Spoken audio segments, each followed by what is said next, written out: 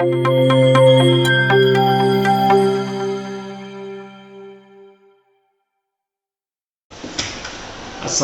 warahmatullahi wabarakatuh.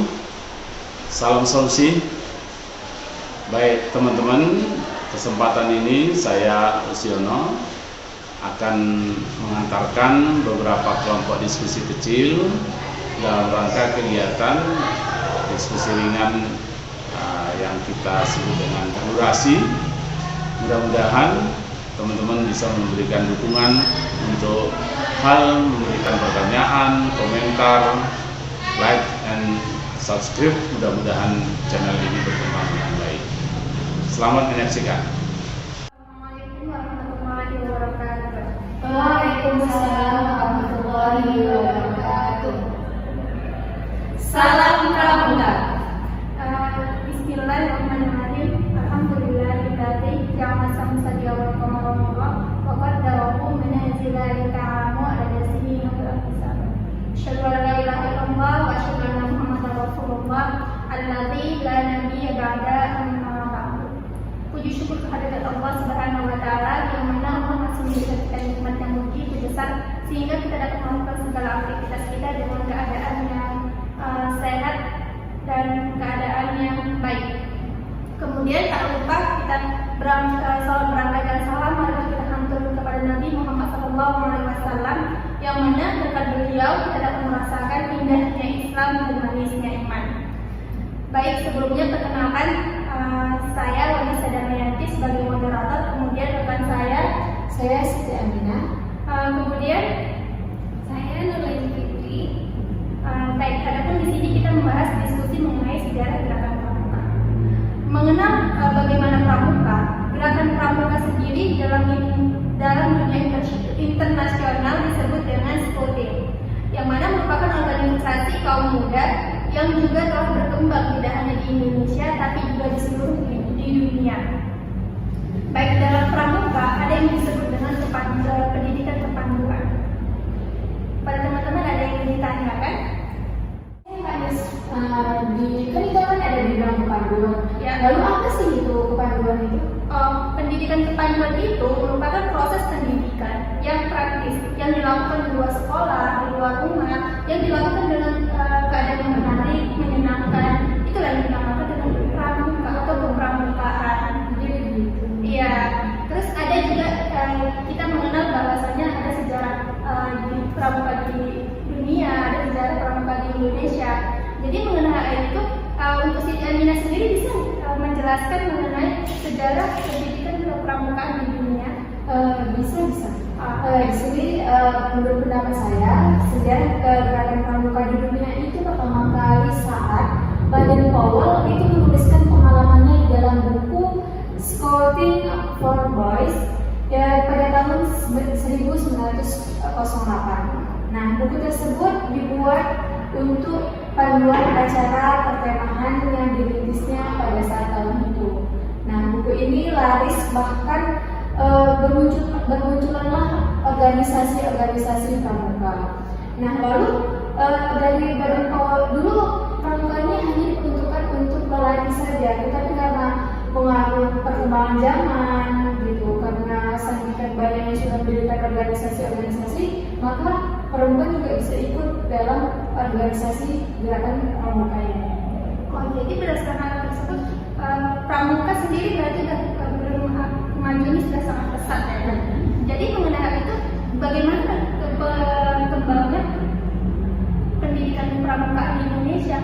Laili sendiri bisa menjelaskan bagaimana sejarah pendidikan pramuka di Indonesia sendiri? Iya, jadi pendidikan pramuka di Indonesia itu merupakan salah satu perjuangan bangsa Indonesia ya.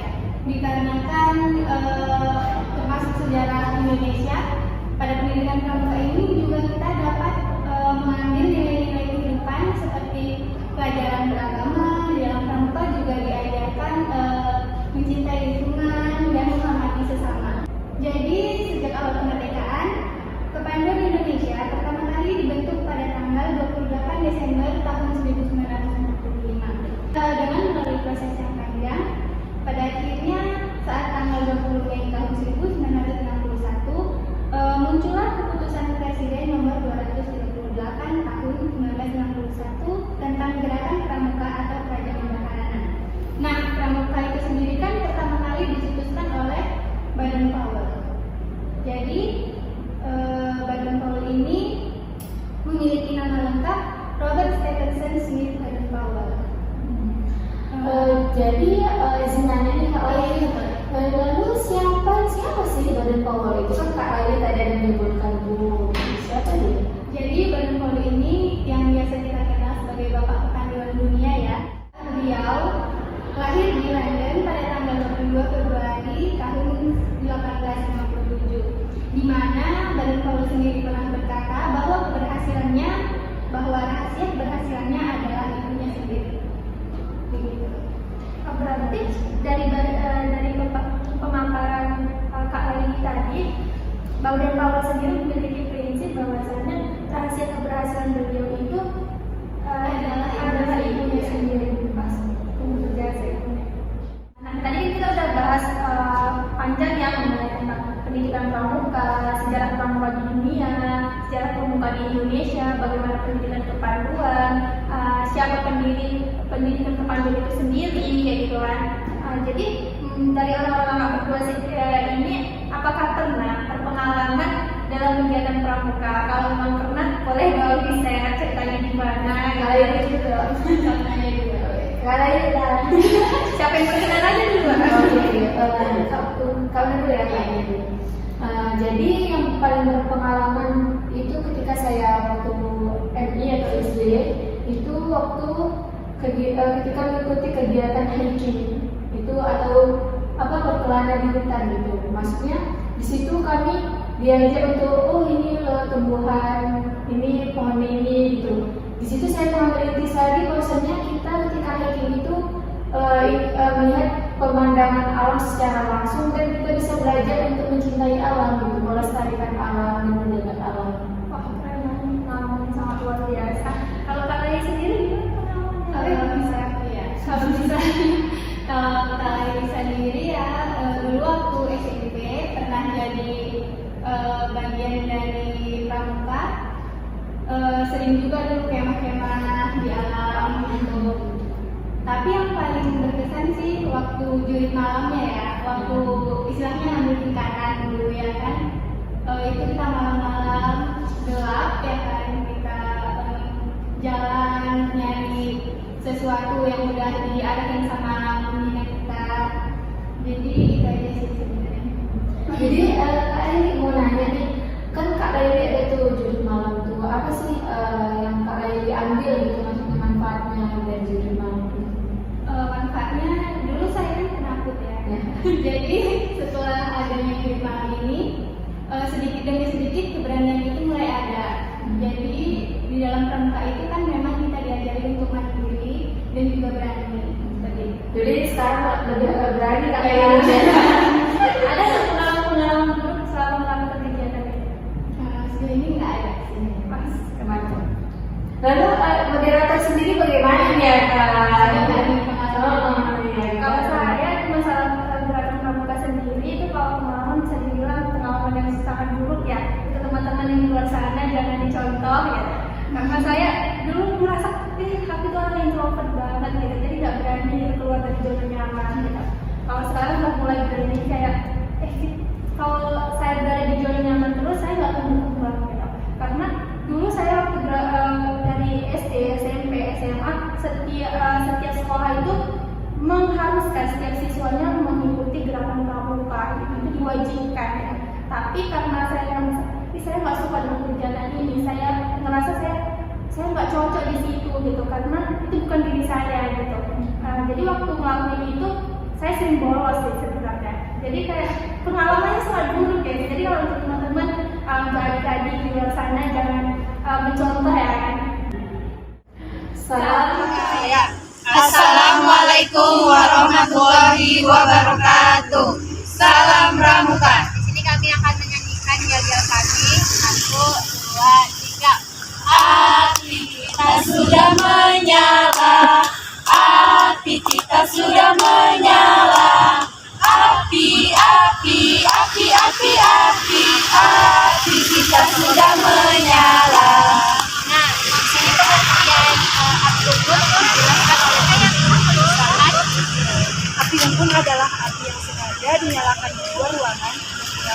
membakar sesuatu, merancang atau pembuatan, jerami atau bambu.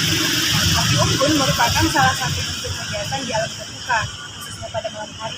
Pada mulanya, api unggun dipakai sebagai tempat pertemuan, di samping sebagai penguat badan dan menjauhkan dari gangguan binatang buas. Ya, terus di api unggun ini ada persyaratannya, harus dijelasin sama Tasya. Jadi persyaratannya itu ada korek api, bekas, kayu yang kering, garam, plastik, alas, seng untuk api unggunnya, minyak tanah yang secukupnya. Terus ada kegunaannya. Kegunaannya itu apa ya, Al? Kegunaannya itu seperti untuk menghangat, menerang, mengusir binatang buas, dan juga bisa sebagai alat edukasi.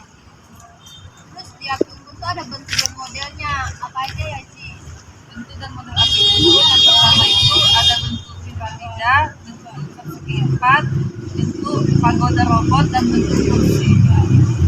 Oh, tata caranya coba jelasin bagaimana, Pak? Lahan yang sepanjang yang kering, tidak rimbun, jauh dari pemukiman warga, juga terlindungi dari angin yang kencang. Oh, terus untuk ya apa aja ya macam-macamnya. Nah, ada pun macam-macam api unggun. Macam-macam api unggun ini dibedakan menjadi dua macam, yaitu berdasarkan keperluan, sifat, dan berdasarkan bentuknya. Menurut keperluan dan sifatnya, jadi dalam dua macam itu api unggun resmi dan api unggun udara. Nah, ada pengertian api unggun resmi yaitu api unggun yang diperlukan untuk acara-acara. Api unggun biasa yaitu api unggun untuk keperluan biasa seperti rekreasi, sehingga suasana lebih hangat dan gembira. Menurut kalau aku cuma tahu bentuk-bentuk api unggun aja, itu ada dibagi dua. Yang pertama itu ada api unggun asli, api unggun yang ditumbuhkan sama kayu dan diselenggarakan di tempat terbuka. Terus satu lagi ada api unggun imitasi. Dia api unggun yang enggak sembarangan dibuat kayu, melainkan hanya tiruannya. Pada imitasi ini dapat berupa lampu atau listrik yang digunakan dalam ruangan. Nah, itu aja tentang api unggun yang kita ketahui. Apakah ada yang lain? Apakah ada yang tahu lebih banyak di antara kalian semua? Itu aja. Nggak ada sih. Makasih sudah paham. Ya, assalamualaikum warahmatullahi wabarakatuh. Salam Pramuka. Assalamualaikum warahmatullahi wabarakatuh. Alhamdulillahirabbil alamin wahdahu wassalatu wassalamu ala asrofil anbiya'i wal mursalin wa ala alihi wa sahbihi wasallam ajma'in, amma ba'du. Pertama-tama marilah kita panjatkan kehadirat Allah Subhanahu wa taala yang telah memberikan kita nikmat kesehatan dan kesempatan sehingga kami masih dapat memaparkan materi pada hari ini. Salawat serta salam marilah kita panjatkan pada ruh junjungan besar kita Nabi Muhammad SAW yang berlafazkan Allahumma sholli ala sayyidina Muhammad wa ala ali sayyidina Muhammad. Yang sama-sama kami hormati yaitu Bapak dosen pengampu Bapak Usiuna MA. Baiklah, saya Nurajil Pohan dan teman saya yang di samping saya Mutia Fatia Rahma. Selanjutnya saya Tantri Mawaddah. Di sini kami akan menjelaskan mengenai api unggun. Baiklah, materi yang pertama akan dijelaskan oleh Tantri Mawaddah. Kepada Tantri kami persilahkan. Di sini saya akan menjelaskan tentang pengertian api unggun. Api unggun adalah api yang sengaja dinyalakan di luar ruangan menggunakan bahan bakar berupa kayu, ranting, jerami ataupun daun kering. Api unggun merupakan salah satu bentuk kegiatan di alam terbuka, khususnya pada malam hari. Pada mulanya, api unggun dipakai sebagai tempat pertemuan, di samping sebagai penghangat badan dan menjauhkan dari gangguan binatang buas. Pada kegiatan kepramukaan, api unggun dilaksanakan dalam acara hiburan dengan suasana yang riang gembira. Tujuan diselenggarakannya api unggun adalah untuk mendidik sehingga menumbuhkan keberanian dan kepercayaan pada diri sendiri melalui cara berpentas. Api unggun dapat diikuti oleh pramuka, penggalang, dan pendega Sedangkan pramuka siaga tidak diperbolehkan mengikuti api unggun karena faktor sebagai berikut. Yang pertama, cuaca malam hari di alam terbuka sangat rawan bagi kesehatan anak usia siaga. Yang kedua, anak usia siaga belum mampu mengendalikan diri sehingga sangat mengkhawatirkan bila mengikuti api unggun. Baiklah, selanjutnya saya akan menjelaskan tentang nilai pendidikan api unggun. Yang pertama itu ada mempererat persaudaraan, yang kedua memupuk kerjasama yaitu gotong royong, dan yang ketiga ada menambah rasa keberanian dan kepercayaan diri, dan yang keempat ada membuat suasana kegembiraan dan kebebasan, dan yang kelima ada mengembangkan bakat dan kreativitas, dan yang terakhir itu ada memupuk disiplin bagi pelaku dan penonton.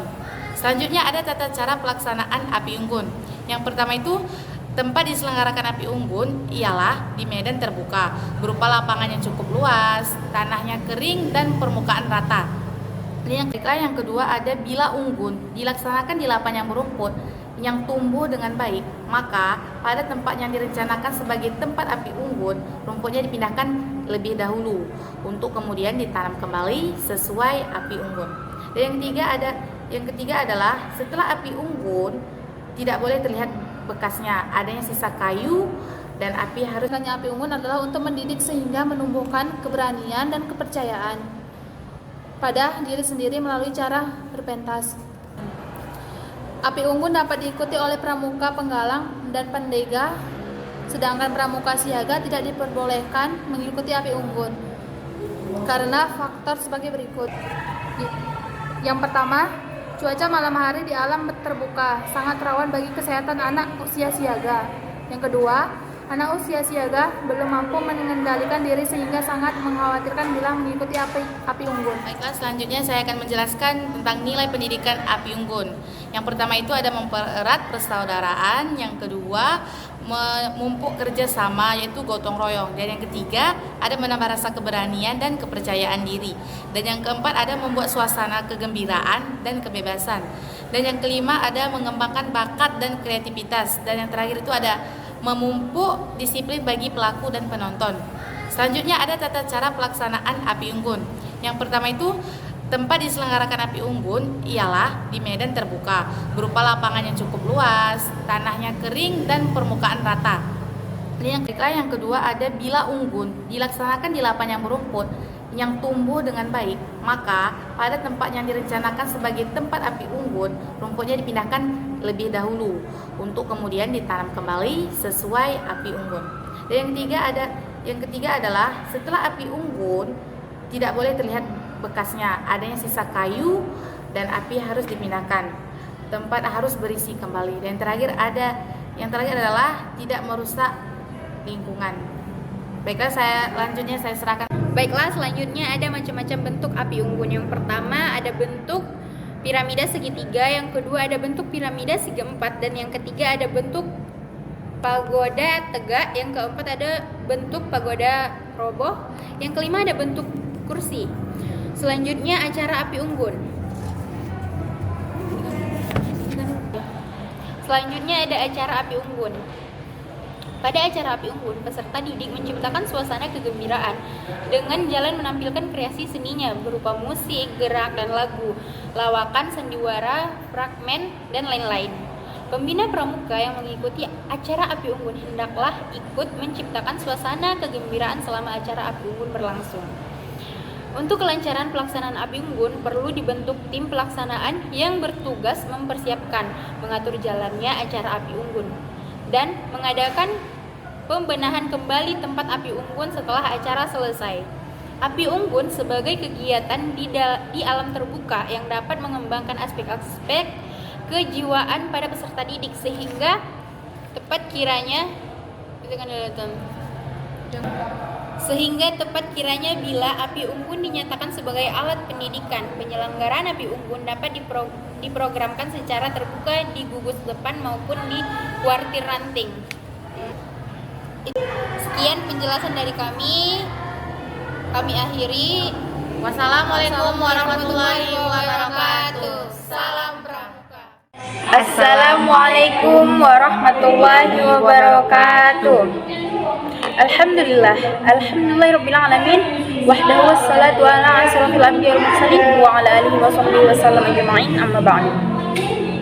Pertama-tama, marilah kita panjatkan puja dan puji syukur kehadirat Allah Subhanahu wa taala yang telah memberikan kita nikmat kesehatan dan nikmat kesempatan sehingga kami masih dapat menyampaikan hasil diskusi kami.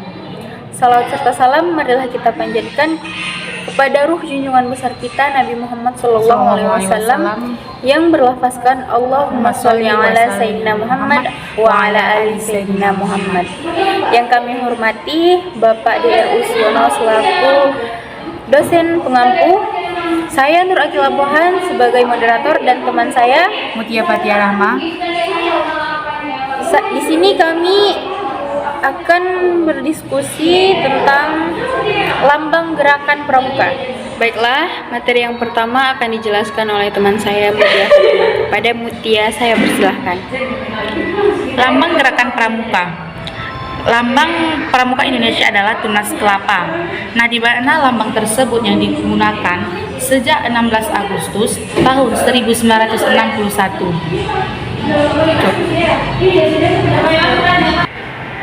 Dan diciptakan oleh Bapak Suharjo Atmodipuro.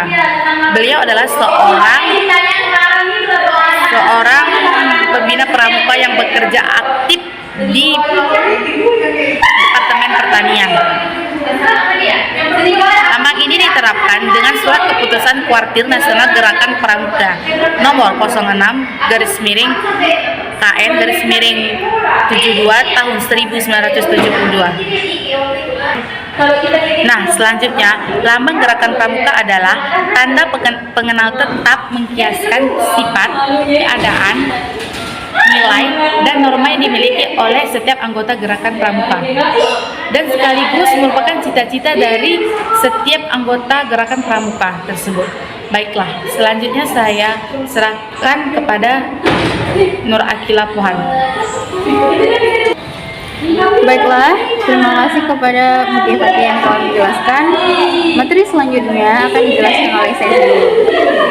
Materi selanjutnya yaitu mengenai memahami bentuk dan arti kiasan gerakan pramuka. Yang pertama, tunas buah kelapa dalam keadaan tumbuh dinamakan cikal. Di Indonesia, istilah cikal bakal diartikan sebagai penduduk asli pertama yang menurunkan generasi baru. Jadi, lambang buah liur yang tumbuh itu mengkiaskan bahwa tiap anggota pramuka adalah inti bagi kelangsungan hidup bangsa Indonesia. Yang kedua, buah kelapa dapat bertahan lama dalam keadaan bagaimanapun juga. Jadi, lambang itu mengkiaskan bahwa tiap anggota pramuka adalah seorang yang jasmani dan rohaninya sehat dan kuat, serta ulet, serta besar tekadnya dalam menghadapi segala tantangan. Tangguh, kesukaran dalam mengabdi pada tanah air dan bangsa Indonesia. Selanjutnya, kelapa dapat tumbuh di mana saja sebagai bukti besarnya daya upaya dalam menyesuaikan diri dengan masyarakat dimanapun berada dan dalam keadaan bagaimanapun juga. Keempat, kelapa tumbuh menjulang lurus ke atas. Jadi, lambang itu mengkiaskan bahwa pramuka mempunyai cita-cita yang tinggi dan lurus, yakni cita-cita yang mulia dan jujur dan tetap tegak. Dan dia tetap tegak, tidak mudah goyang. Selanjutnya, kelapa adalah pohon yang serbaguna dari ujung atas hingga akarnya. Jadi lambang itu mengkiaskan bahwa tiap pramuka adalah manusia yang berguna dan membaktikan diri kepada kegunaannya, kepada kepentingan tanah air, bangsa dan negara Republik Indonesia, serta kepada umat manusia. Pemilihan lambang pramuka Indonesia dengan pohon kelapa atau cikal tentu memiliki alasan filosofis yang sangat kuat. Selain tentu karena pohon kelapa yang disebut juga dengan pohon niur biasanya tumbuh di daerah tepi pantai. Sangat banyak manfaat yang dapat diperoleh dari pohon kelapa, mulai dari batang, daun, dan buahnya. Semua dapat dimanfaatkan. Karena banyaknya manfaat dari pohon kelapa ini, dijadikan logo Raja Muda Karana Pramuka di Indonesia. Selanjutnya, penggunaan lambang gerakan pramuka. Penggunaan lambang gerakan pramuka dapat digunakan pada panji, bendera, papan nama kuartir dan satuan tanda pengenal administrasi gerakan pramuka dan kelengkapan pramuka lainnya. Penggunaan tersebut dimaksudkan kepada alat pendidikan untuk mengingat dan meningkatkan kegiatan gerakan pramuka sesuai dengan kiasan yang ada pada lambang gerakan pramuka tersebut. Setiap gerakan pramuka diharapkan mampu mengamalkan dan mempraktikkan ilmu pengetahuan dan teknologi yang dimilikinya kepada masyarakat dan sekelilingnya. Generasi muda tergabung dalam gerakan pramuka diharapkan kelak mampu menjadi kader pembangunan yang berjiwa Pancasila. Dan materi yang terakhir ada arti warna dalam pramuka. Itu ada 7. Yang pertama itu warna merah.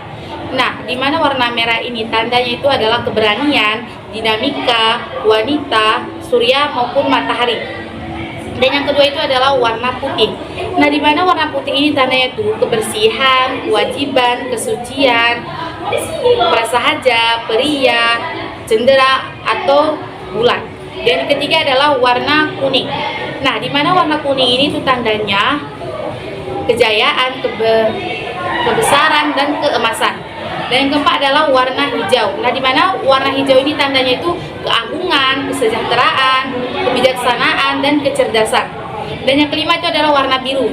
Di mana warna biru ini tandanya itu adalah daratan, kemakmuran, ketaatan dan takwa. Dan yang keenam adalah warna biru tua.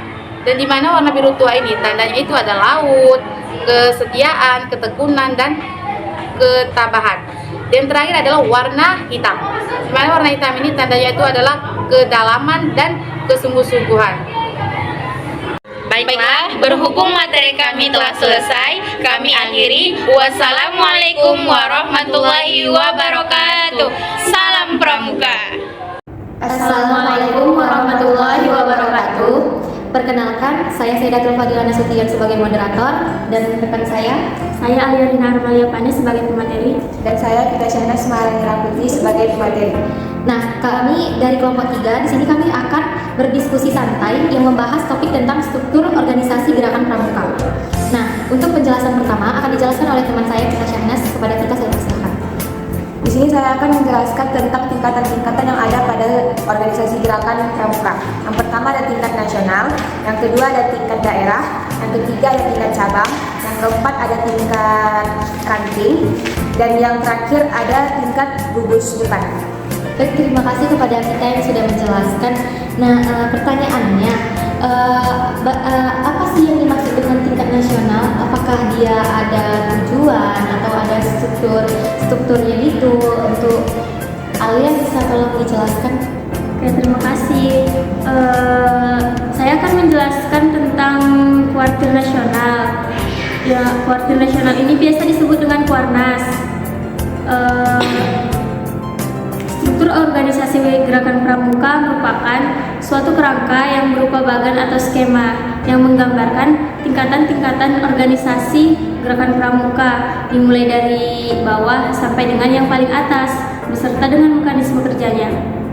Kemudian ada tujuannya, yaitu agar mekanisme kerja gerakan pramuka tersebut lebih terarah dan sistematis sehingga mendukung tercapainya tujuannya.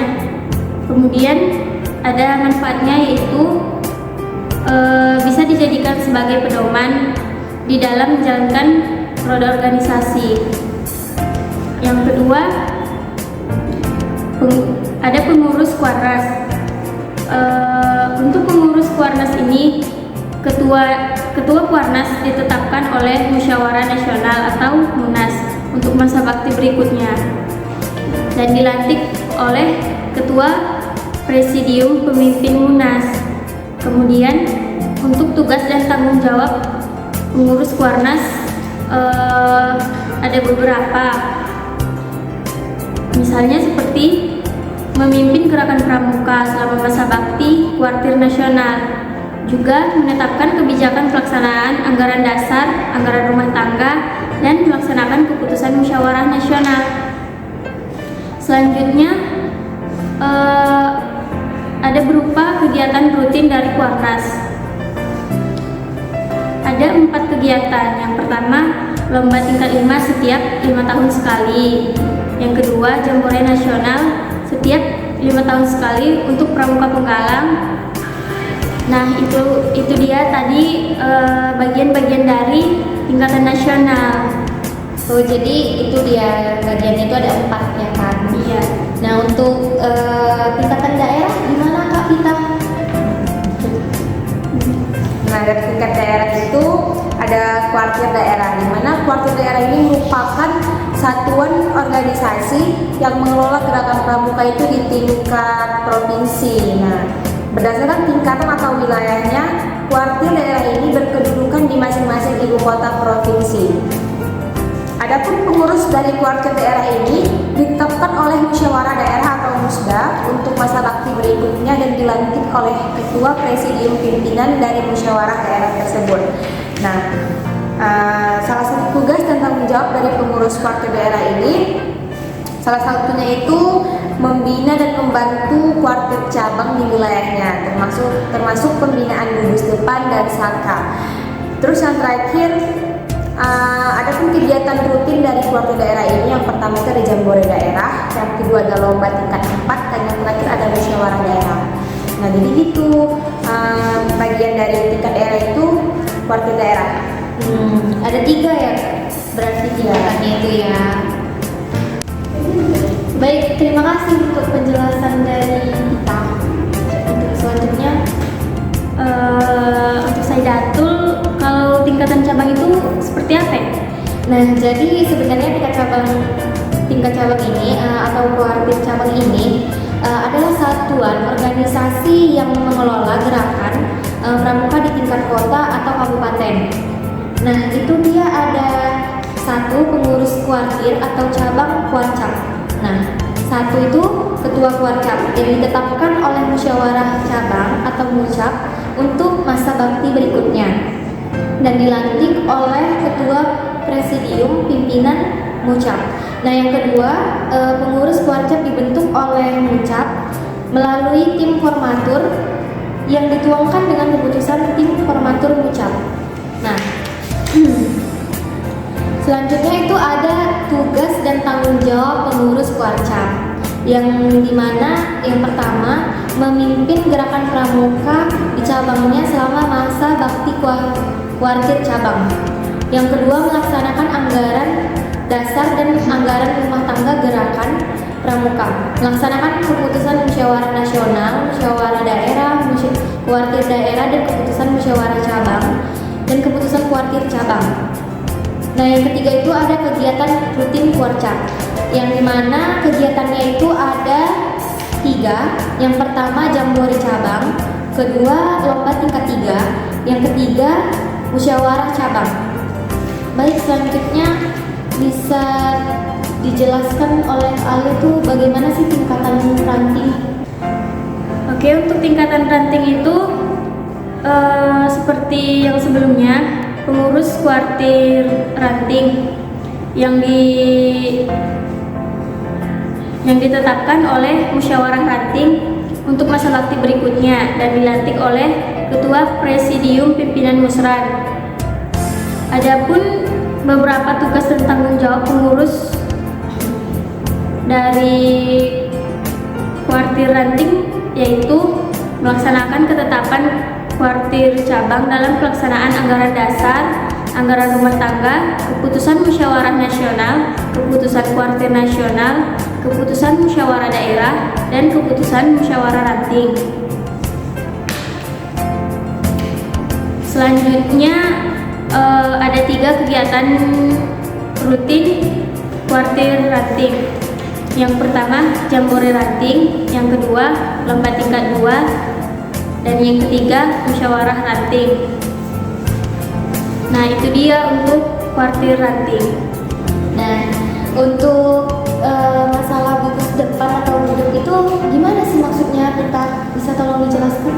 Kalau gudeg itu dia kan kepanjangan dari gugus depan, ya, dimana gugus depan itu merupakan suatu kesatuan organik dalam gerakan pramuka wadah atau tempat untuk menghimpun anggota gerakan pramuka sebagai peserta didik dan pembina pramuka, serta ini gugus depan ini berfungsi sebagai pangkalan keanggotaan dari peserta didik.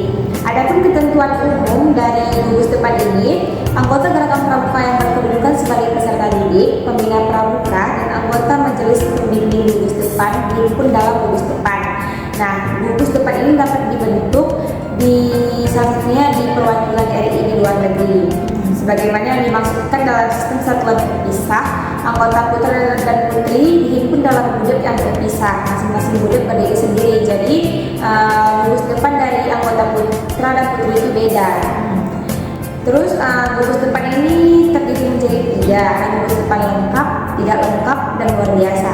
Gugus depan lengkap ini adalah gugus depan yang terdiri atas 1 pasukan penggalang, 1 ambalan pemuda, dan 1 racana pandega. Dan kedua ada gugus depan tidak lengkap. Gugus depan tidak lengkap ini dimungkinkan akan mempunyai 2-5 satuan untuk setiap golongan dari peserta didik, seperti mempunyai lebih dari 1 pasukan penggalang. Nah, terakhir ada gudep luar biasa, di mana gugus depan luar biasa ini adalah gugus depan yang dibentuk untuk anggota gerakan pramuka yang menyandang cacat jasmani atau mental. Adapun struktur organisasi dari gugus depan ini, gugus depan ini dikelola oleh pembina gugus depan yang dibantu oleh pembina satuan dan pembantu pembina satuan. Itu dia tadi bagian-bagian dari gugus depan. Nah, jadi di sini sudah kita jelaskan ya teman-teman bahwasanya struktur organisasi gerakan pramuka itu dia ada 5 bagian ya kan, yaitu yang pertama tingkat nasional, terus ada tingkat daerah, tingkat cabang, tingkat ranting, dan kemudian gugus depan. Ya, nah jadi itu teman-teman, jadi bisa dipahami dari isi pembahasan kita mungkin ya kan. Baiklah, inilah dia sekian dari diskusi santai kami, dan kami mengakhiri dengan mengucapkan wassalamualaikum warahmatullahi wabarakatuh. Assalamualaikum warahmatullahi wabarakatuh. Kami dari kelompok 9 akan menjelaskan tentang perkemahan. Nah, di sini saya akan memperkenalkan anggota kelompok saya. Saya sendiri yang bernama Tantri Mawadah, Dan saya Taskia Aulia. Nah, saya di sini akan menjelaskan tentang manfaat dan tujuan berkemah. Yang pertama itu tujuan dari perkemahan. Memberikan pengalaman adanya saling ketergantungan antara unsur-unsur alam dan kebutuhan untuk melestarikannya. Sehingga menjaga lingkungan dan mengembangkan sikap bertanggung jawab akan masa depan yang menghormati keseimbangan alam. Yang kedua, mengembangkan kemampuan diri dalam mengatasi tantangan yang dihadapin, menyadari tidak ada sesuatu yang berlebih di dalam dirinya, menemukan kembali cara hidup yang menyenangkan dalam kesederhanaan. Yang ketiga, membina kerjasama, persatuan, dan persaudaraan. Nah, itulah tujuannya, tujuan dari perkemahan. Bisa kita ambil, bisa kita simpulkan. Tujuannya kita dapat menambah pengalaman kita, terus kita dapat belajar menjadi belajar untuk hidup yang lebih sederhana. Nah, itu yang dapat kita simpulkan, bertanggung jawab. Nah, selanjutnya ada pun macam-macam perkemahan. Macam-macam perkemahan ditinjau dari lamanya waktu, ditinjau dari tempat pelaksanaan, ditinjau dari tujuan, ditinjau dari ditinjau dari apa itu, Jumlah pesertanya. jumlah pesertanya apa yang kita cakap ini. Nah, ada pun macam-macam perkemahan. Satu, macam-macam perkemahan ditinjau dari lamanya waktu. Yang kedua, ditinjau dari tempat pelaksanaan. Dan yang ketiga, ditinjau dari tujuannya. Yang keempat, ditinjau dari jumlah peserta. Yang kelima, tata cara berkemah yang baik. Nah, tata cara berkemah yang baik yaitu mempersiapkan, melaksanakan penyelesaian. Dah, itu saja. Terima kasih. Tunggu dulu. Dan berkemah itu pun harus memerlukan persiapan dan perlengkapan. Persiapan berkemah, maka perlu kita siapkan benar-benar matang, tidak asal-asalan, Begitupun dengan kegiatan perkemahan. Dan yang kedua itu kita harus mempersiapkan sebelum berangkat. Sebelum hari keberangkatan ke lokasi perkemahan, kita harus benar-benar mempersiapkan apa saja yang harus kita bawa untuk perkemahan dan tidak asal-asalan, supaya jika ada perubahan di kemudian hari sebelum keberangkatan agar dapat segera kita ubah. Persiapan sebelum berangkat ke lokasi perkemahan meliputi berbagai hal, yaitu persiapan rencana perkemahan. Di dalamnya itu ada waktu dan lokasi, waktu keberangkatan, jadwal dan kegiatan selama di bumi perkemahan, pembagian tugas, peralatan dan pembekalan makanan, jenis akomodasi yang digunakan. Dan yang kedua itu ada ketentuan selama berkemah. Selain skenario keberangkatan, hal lainnya harus dibuat dan disepakati sebagai bagian dari persiapan adalah ketentuan selama berkemah. Dan yang ketiga, menyiapkan surat pemberitahuan, yaitu pemberitahuan kepada orang tua bahwasannya kita ikut perkemahan. Dan yang kedua, surat dari Kuarcap atau Kuaran setempat untuk mendapat surat keterangan perjalanan. Dan yang ketiga, kita harus dapat surat dari gugus depan yang kita pakai. Dan yang ketiga itu ada persiapan untuk berangkat. Pada hari keberangkatan tiba, kembali dilakukan pengecekan barang-barang yang sudah disiapkan, surat-surat dari orang tua, dari Kuarcap, dari Gudep, supaya kita terlaksanakan dengan baik. Dan yang keempat adalah perlengkapan untuk berkemah.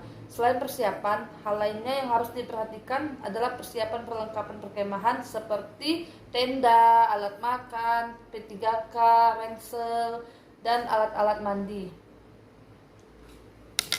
Dalam perkemahan ini kita harus memiliki etika. Karena dimanapun kita tempat, kita tuh harus memiliki etika, nggak mesti di perkemahan aja, entah di mana. Seperti kita harus menjaga lingkungan kita, tidak buang sampah sembarangan, ucapan kita tuh dijaga, karena kan ucapan juga sebagian dari etika. Karena banyak kejadian-kejadian ketika berkemah, etikanya nggak dijaga, banyak kejadian yang nggak diinginkan oleh peserta.